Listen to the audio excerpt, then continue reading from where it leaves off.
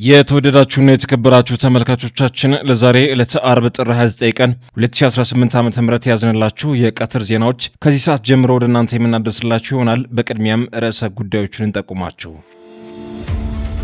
የፌዴራሉ ከፍተኛ ፍርድ ቤት በሕይወት የሌለ የፋኖ መሪ ባለበት የጥፋተኝነት ክሱን እንዲከላከል መወሰኑ ተገለጸ።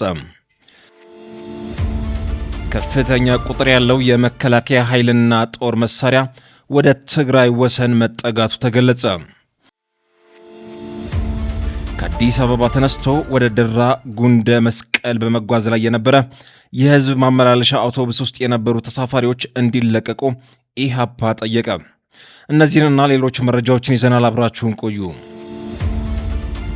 የፌዴራሉ ከፍተኛ ፍርድ ቤት በሕይወት የሌለ የፋኖ መሪ ባለበት የጥፋተኝነት ክሱን እንዲከላከል መወሰኑ ተገለጸ። የፌዴራል ከፍተኛ ፍርድ ቤት ልደታ ምድብ ችሎት አንደኛ ጸረ ሽብር ወንጀል ችሎት በጋዜጠኛ መስከረም አበራ፣ ገነት አስማማው፣ ጎበዜ ሲሳይና ዳዊት በጋሻው የክስ መዝገብ በቀረበው የአስተያየት ሰነድ ላይ ክሱን ይከላከሉ ወይም አይከላከሉ በሚለው ጉዳይ ላይ ብይን ለመስጠት ለትናንት ጥር 28 ቀን ቀጠሮ ሰጥቶ እንደነበር ይታወሳል። ተከሳሾቹ ከአማራ ክልል ሁከት ጋር በተያያዘ ተጠርጥረው ከተያዙ 3 ዓመት ገደማ ይሆናቸዋል። አቃቢ ሕግ ያቀረበው የድምፅና የቴክኒክ ማስረጃ ላይ አስተያየት ከሰጠን 3 ወር ሊሆን ነው። ፍርድ ቤቱ የእኛን አስተያየት ከተቀበለና የአቃቢ ሕግን መልስ ከወሰደ በኋላ ጥር 28 ቀን 2018 ዓ.ም ብይን ሰጥቷል ሲሉ ጠበቃው ተናግረዋል። አራቱን ጋዜጠኞች ጨምሮ 15ቱ ተከሳሾች በሽብር ክስ ጥፋተኛ መባላቸውን አቶ ሰለሞን አክለው አስረድተዋል። ይህ ድንጋጌ በሽብር አዋጁ ከባዱ ነው፣ ምክንያቱም የመጨረሻውን የሞትና የዕድሜ ልክ ቅጣት የሚያስቀጣ የሕግ ድንጋጌ ነው ብለዋል። ይህ በእንዲህ እንዳለ የኢትዮጵያ ያለው የፍትህ መጓደል ፍንትው አድርጎ ያሳየው የችሎቱ ውሎ የፌዴራሉ ከፍተኛ ፍርድ ቤት በሕይወት የሌለ የፋኖ መሪ ባለበት የጥፋተኝነት ክሱን እንዲከላከል መወሰኑ ብዙዎችን አስገርሟል። በሕይወት የሌለን ሰው በሽብር ወንጀል ተከሶ ክሱን እንዲከላከል ከተወሰነ በሕይወት ያሉትንም ፍትሐዊ የሆነ ፍርድ ያገኛሉ ማለት ዘበት መሆኑንም ተመላክቷል። በቅርቡ ለመንግስት እጃቸውን የሰጡት 23ኛ ተከሳሽ ኮሎኔል ፋንታሁን ሙሃባ በሽብር ወንጀል የጥፋተኝነት ውሳኔ እንደተወሰነባቸውም የፌዴራሉ ከፍተኛ ፍርድ ቤት አስታውቋል። ችሎቱ በነ ዶክተር ሲሳይ አውግቸው መዝገብ ስር የተካተቱ ተከሳሾች የዋስትና ክርክር እንዲያደርጉ ብይን በመስጠት ለሚያዝያ 23 2018 ዓ.ም ተለዋጭ ቀጠሮ ሰጥቷል። ዛሬ ችሎት ከቀረቡት ተከሳሾች መካከል 7ቱ በነፃ እንዲሰናበቱ ተሰምቷል። ከፍተኛ ቁጥር ያለው የመከላከያ ኃይልና ጦር መሳሪያ ወደ ትግራይ ወሰን መጠጋቱ ተገለጸ።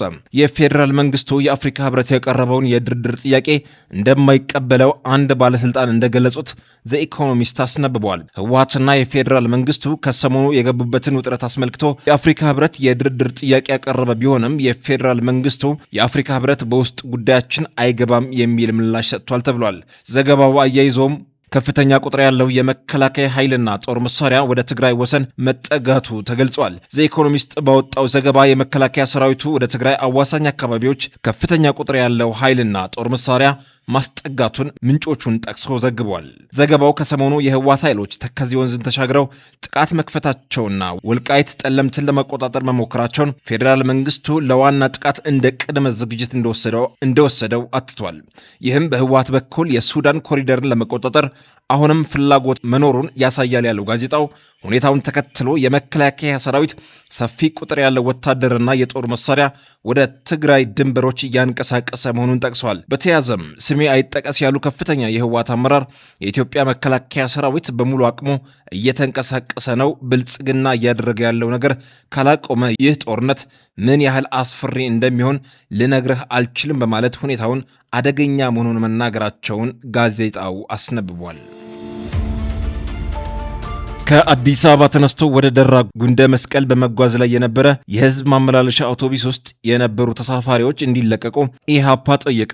ከአዲስ አበባ ተነስቶ ወደ ደራ ጉንደ መስቀል በመጓዝ ላይ የነበረ የህዝብ ማመላለሻ አውቶቡስ ውስጥ የነበሩ ተሳፋሪዎች በሙሉ ጥር 27 ቀን 2018 ዓ.ም ታግተው መወሰዳቸውን የሚገልጹ መረጃዎች ወጥተዋል ያለው የኢሃፓ መግለጫ በእገታው ወቅት አንዲት የ6 ወር ህፃን ከእናቷ ተነጥላ የት እንደደረሰች እስካሁን አይታወቅም ብሏል። የዚችን ሕፃን አሁናዊ ሁኔታና የቤተሰቦቿን ስቃይ ለማሰብ እንኳን ይከብዳል ሲል አትቷል። እንዲህ ያሉ በሰላማዊ ሰዎች ላይ የሚደረጉ ተደጋጋሚ እገታዎች የየዕለት ዜና ከሆኑ 7 ዓመታትን አስቆጥሯል። ሁኔታውን አስከፊ የሚያደርገው ደግሞ የዜጎች ድህነትና ከቦታ ቦታ የመንቀሳቀስ ነጻነትን የሚገታ እንዲሁም ሙሉ በሙሉ ሊባል በሚችል ሁኔታ ንጹሐን ላይ ያነጣጠረ መሆኑን ያሳያል ሲል ኢህአፓ በመግለጫው አትቷል። ይህ አሳዛኝ ተግባር እንዳይፈጸም የመከላከል ኃላፊነት በዋናነት የመንግስት ቢሆንም መንግስት የዜጎቹን ደህንነት ከመጠበቅ ይልቅ በተቃራኒ መቆሙን በተደጋጋሚ አይተናል ሲል ጠቅሷል። በጉዳዩ ዙሪያ መንግስት ካሳየው ቸልተኝነትና ምን አገባኝ ባይነት በመነሳት መሰል ድርጊቶች የሚፈጸሙት በመንግስታዊ መዋቅር ነው ብለን እንድናስብ አድርጎናል ሲል ይጠቅሳል። የኢትዮጵያ ህዝባዊ አብዮታዊ ፓርቲ ኢህአፓ የሚመለከታቸው አካላት፣ የሚዲያ ተቋማት፣ የኢትዮጵያ ህዝብና አጠቃላይ የሰብአዊ መብት ጉዳይ ግድ ይለናል የሚሉ ዓለም አቀፍ ተቋማት ለታገቱት ንጹሐን ድምፅ እንዲሆኑና የታጋቾችን ዜጎች ህይወት ለማዳን ጥረት እንዲያደርግ ይህን መሰል ህገወጥ ድርጊቶችንም መቋጫ እንዲበጅላቸው መፍትሄውን እንዲያፈላልጉ በመግለጫው አትቷል። ተመልካቾቻችን ለዛሬ ዕለተ አርብ ጥር 29 ቀን 2018 ዓ.ም ከኢትዮ ዲስኮርስ ጋር የቀረቡላችሁ የቀትር ዜናዎች በዚህ ተቋጭተዋል። ከመሰናበታችን በፊት ርዕሰ ጉዳዮችን በድጋሜ እናስታውሳችሁ።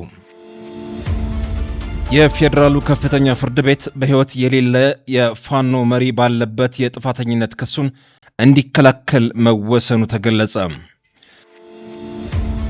ከፍተኛ ቁጥር ያለው የመከላከያ ኃይልና ጦር መሳሪያ ወደ ትግራይ ወሰን መጠጋቱ ተገለጸ። ከአዲስ አበባ ተነስቶ ወደ ደራ ጉንደ መስቀል በመጓዝ ላይ የነበረ የህዝብ ማመላለሻ አውቶቡስ ውስጥ የነበሩ ተሳፋሪዎች እንዲለቀቁ ኢህአፓ ጠየቀ። ይህ ኢትዮ ዲስኮርስ ነው። የቻናላችን ቤተሰብ ለመሆን ቻናላችንን ላይክ፣ ሼር እና ሰብስክራይብ ያድርጉ።